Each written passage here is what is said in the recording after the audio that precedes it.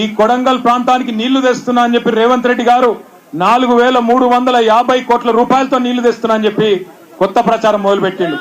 ఆ ప్రాజెక్టు కేవలం ఆయన కాంట్రాక్టర్ మంత్రి కోసం, ఆయన కమిషన్ల కోసం తప్ప మీకు నీళ్లు ఇయ్యని కోసం అయితే కాదు.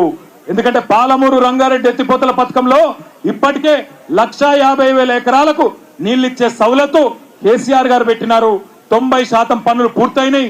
10% పనులు పూర్తయితే మీకు నీళ్లు వస్తాయి.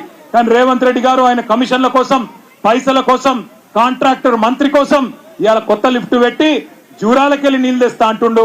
పచ్చి జూటా మాట నమ్మొద్దు అనే మాట కూడా రైతులకు విజ్ఞప్తి చేస్తూ ఆఖరికి మా చెల్లె మమ్మల్ని పెయిడ్ బ్యాచ్ అని అన్నారు. కానీ మేము కేటీఆర్ అన్న మమ్మల్ని సపోర్ట్ చేయలేడు అని అంటలేము. మమ్మల్ని ఎప్పటికీ ఆదుకున్నాడు కేటీఆర్ అన్న.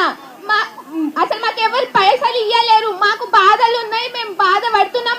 మా పేరెంట్స్ మేము చిన్నప్పటి నుంచి వాళ్ళు కష్టపడేది చూస్తున్నాం కాబట్టి మేము ఇంత మాట్లాడినాం. కానీ రేవంత్ రెడ్డి సార్, మీ పార్టీ కాంగ్రెస్ పార్టీ వాళ్ళు మీరు ఒక్కటి గుర్తు పెట్టుకోండి, మాకైతే ఎవరు పైసలు ఇయ్యలేరు. మేమైతే కేటీఆర్ అన్న హెల్పింగ్ నేచర్ ని చూసి మేము కేటీఆర్ అన్న సైడ్ మాట్లాడుతున్నాము. రేవంత్ రెడ్డి సార్ మీరు ఒక్కటే గుర్తు పెట్టుకోండి, మీరు చీఫ్ మినిస్టర్ అయిపోతున్నా.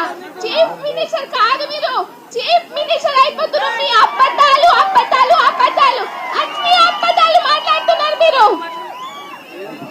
జై తెలంగాణ.